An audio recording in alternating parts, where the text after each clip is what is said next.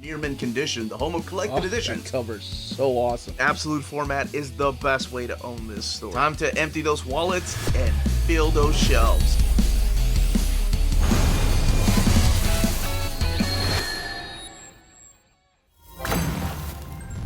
How's it going, all you minties? Uncanny Omar here from Near Mint Condition, the home of collected editions. And join me for my overview of the Green Lantern Corps by Peter Tomasi and Patrick Gleason Omnibus Volume 2. That's right, the second and final volume of this run. So let's go ahead and take a look at what's in here, what's missing, and what extras they included.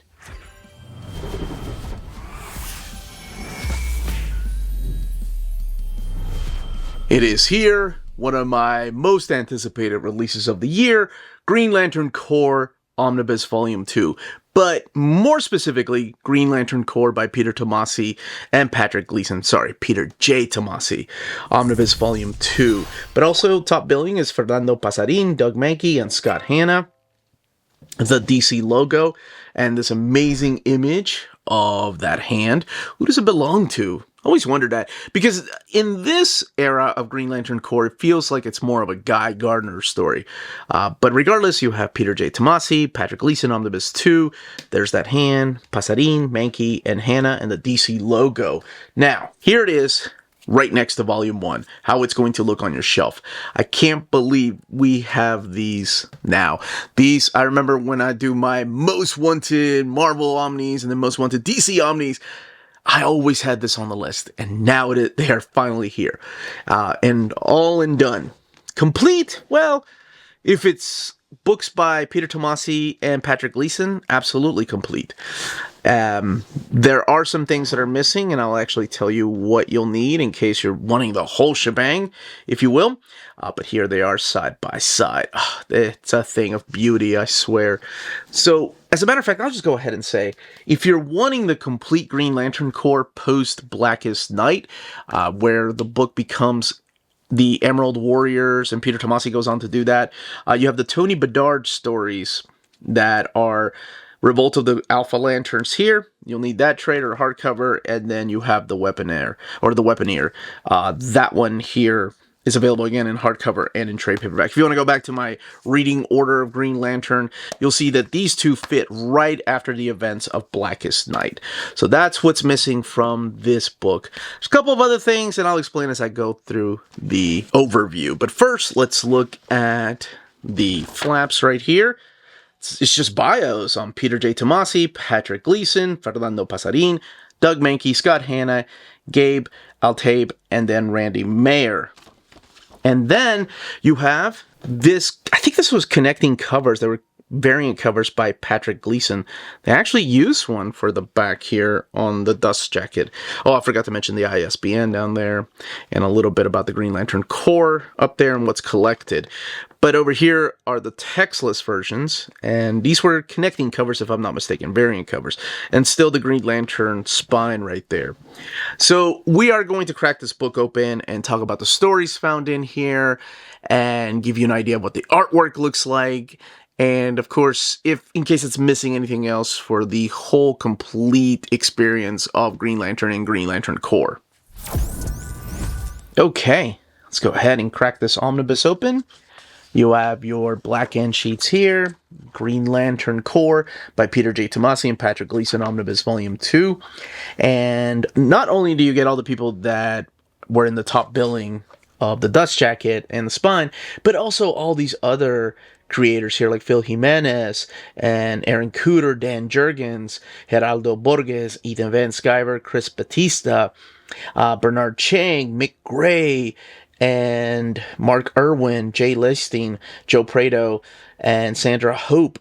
And then you have your colorists here, which we talked about Gail Tab and Randy Mayer on this on the actual flaps, but then over here you have Alex Sinclair, Tony Avina, and just to name a few, and then your letters, Dave Sharp, Steve Wands, and Pat Barroso, just to name a few of the letterers. Here is your table of contents, where you're going to find each of these issues, the title of the issue, and then where they originated from, what date they came out, and then the actual credit for the cover and variant cover. Very cool that they're doing that. So the book collects Green Lantern Corps 39 through 47, and then 59 through 60, and those two trade paperbacks or hardcovers that I showed earlier, those are what's missing from those books, or from this collection, the ones by Tony Bedard. Then Green Lantern Corps 0 through 20, Green Lantern Emerald Warriors 1 through 13, Blackest Night number 8, Green Lantern 65 through 67, Green Lantern, the New 52, 17 through 20, and Green Lantern Corps Annual number 1, plus a story from the Green Lantern 80th Anniversary 100th Special, or 100th Page Super Special number 1. The book has 1,328 pages and retails for $150. Now, if you don't know what Blackest Night is, I guess minor spoilers for the pitch of Blackest Night and also what has happened in the past here in Green Lantern Corps. So during this time of Green Lantern Corps, our main characters are that of Guy Gardner and Kyle Rayner. Those are just the two big leads here, but they equally share the, I almost said screen time, with Natu and Oalande, as well as Voth and Izamat. Those kind of characters are all through here. And Vath and Aricia, those are the characters that make up the Green Lantern Corps. And what they're about to head into is the big crossover called Blackest Night. Now, if you're thinking, wait a second, where's the Green Lantern issues? Where's the rest of Blackest Night? That can be found in the Jeff Johns Omnibus Volume 2. And then the Blackest Night Omnibus if you want the whole shebang. This just focuses on the characters of the Green Lantern Corps as they're being attacked by these new black rings, and the whole mystery as to who is bringing them and what exactly do they represent. So the black rings during this time, you can find out who's behind it by reading Blackest Night, but a lot of the dead characters from the DC Universe are being brought back, including some Green Lanterns. As a matter of fact, a lot of dead Green Lanterns are being brought back, and one of them in particular is affecting Kyle Rayner, and that is Jade. They had a relationship in the past, especially during the whole era of Judd Winnick's run on Green Lantern when he was writing the character of Kyle Rayner. So it is emotional. And again, we are talking about the emotion spectrum when we're talking about Green Lantern. But the amount of pain that you see Kyle go through, oh my gosh, not just him, but a lot of other characters here. They're dealing with the return of dead relatives or teammates, and having to do their own kind of soul search, if you will. And the only reason that Blackest Night issue number 8 is collected in here fully, as opposed to all the other issues, is because that is the start of Brightest Day. At the end of that, there are returning characters to the DC Universe, and you can find out who they are by the time you read the ending of Blackest Night issue number 8. I suggest reading the whole thing because that event is amazing. And it is a crossover event with the Green Lantern by Jeff Johns. We do see this amazing moment. There's a lot of good Guy Gardner moments, or Sapphire right there. There's a lot of good Guy Gardner moments in here. We see him snap and tap into that Red Lantern rage. Oh, this is so good. Oh my gosh, this era of Green Lantern is just amazing. And then you see, the outcome of what happens and what the beginning of the White Lanterns are. So after the events of the Blackest Night, we do have Brightest Day, and this is Brightest Day Last Will. So when you go back, for example, to the table of contents, and you see the ending of Blackest Night, so you go from Green Lantern Corps 46 to the Blackest Night number 8, and then you get Untold Tales of Blackest Night. So there's a little bit of a backup story here featuring this character from the Yellow Lanterns written by Tomasi. And then you jump into the Goodbye Darkness from Green Lantern Corps 47. So that's what this is. So at the ending of this, issue number 47, Peter Tomasi and Patrick Gleason end up leaving the book to start a new series. And that new series is Emerald Warriors. However, if you want to, like I said, be a completist and get everything, go on and see what happens to the other Green Lantern Corps members that are now they're being written by Tony Bedard. You have to get the Green Lantern Corps involved to the Alpha Lanterns and the Weaponeer. But to follow the adventures of Guy Gardner and Kilowog, I forgot to mention Kilowog also plays a big part in this. You got to read the Emerald Warriors. And that's when this really becomes, to me, a Guy Gardner book. Now, he is not alone. Aizamot is also back. By the way, Aizamot is Tomasi spelled backwards. Very nice. But he wasn't the one that created the character. He was an editor at the time. I think it was Dave Gibbons that created that character. But it is these characters that kick off this new series, and now primarily focusing on the character of Guy Gardner. We still have the whole color spectrum out there, and when dealing with the color spectrum, you have the blue lanterns and the red lanterns. And by now, we're starting to get some spin-off series too. I think in the New 52 is when we really get a lot of like the red lanterns. But we do see the return of a character that has been gone for a long time, that Aricia had really close ties to in these pages right here. You do see the outcome of that eventually too. And we do have some new villains, because, I mean, what is the Green Lantern spectrum if we can't introduce new villains through these pages? So you do have characters like Tsar, and eventually you're going to have one of the biggest characters is the Voltrum that kind of wraps up the series of Green Lantern Corps. We do have War of the Green Lanterns too. Now, this is what I find really interesting about this crossover. So War of the Green Lanterns was a crossover between all three of the titles. You had Green Lantern Corps, and then you had Emerald Warriors. And it starts with this issue right here by Tyler Kirk, or that cover right there by Tyler Kirkman. But it is War of the Green Lanterns Part 3. For some reason, they didn't collect parts 1 and 2. We jump right into War of the Green Lanterns Part 3, because that is the one that starts off with the Green Lantern Corps. And I don't know why they made that decision, honestly. This is the final, like, big event before the New 52. So before the relaunch because of Flashpoints. If you go back to your table, sorry, the table of contents will come in handy if you're wondering what issues to pick up or what trade paperbacks to pick up. So if you go back to the War of the Green Lanterns, it kicks off with Green Lantern Emerald Warriors number 8. So then it jumps to Green Lantern 65, and then it jumps to Green Lantern Corps 59. So it's missing the first two parts. Is it 100% necessary?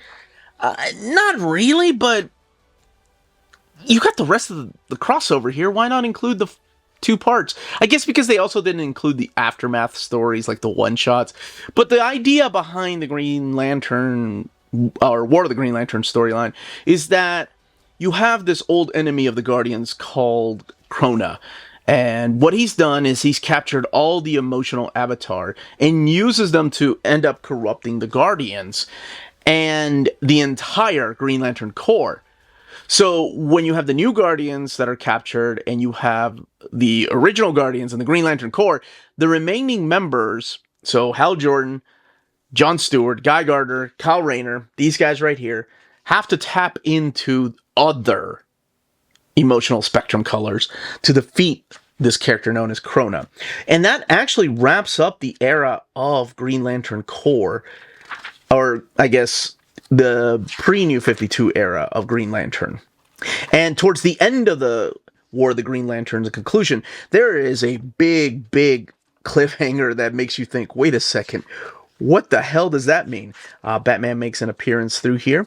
But that ending leaves it open for the Green Lantern ongoing series by Jeff Johns. So that is the beginning of the New 52.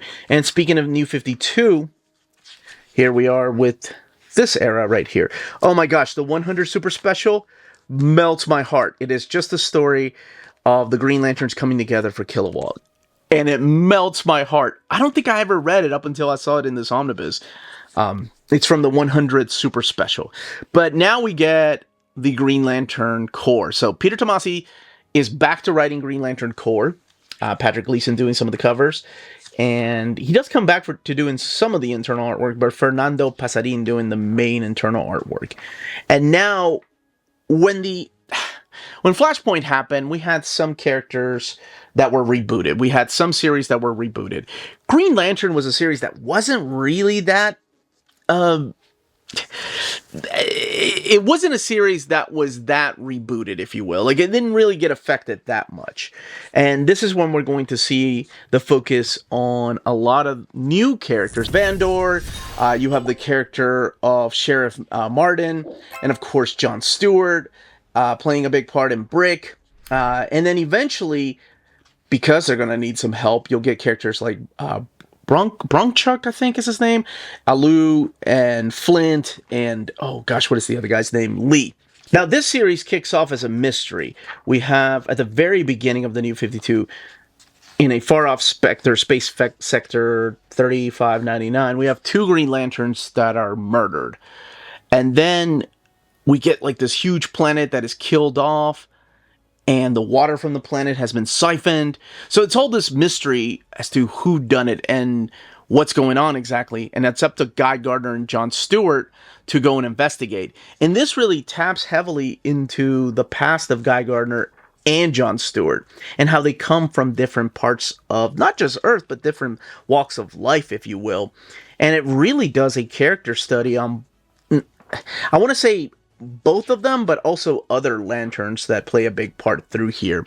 And this only went on for 20 issues. Like, the series went on, the series continues, right? But Peter Tomasi only went on to write issue number 20, all the way to issue number 20. There's a trial here because, well, let's just say Jon Stewart was accused of murder for some reason. Issue number 0 really taps into the Guy Gardner past. Yeah, this whole story right here with Guy Gardner.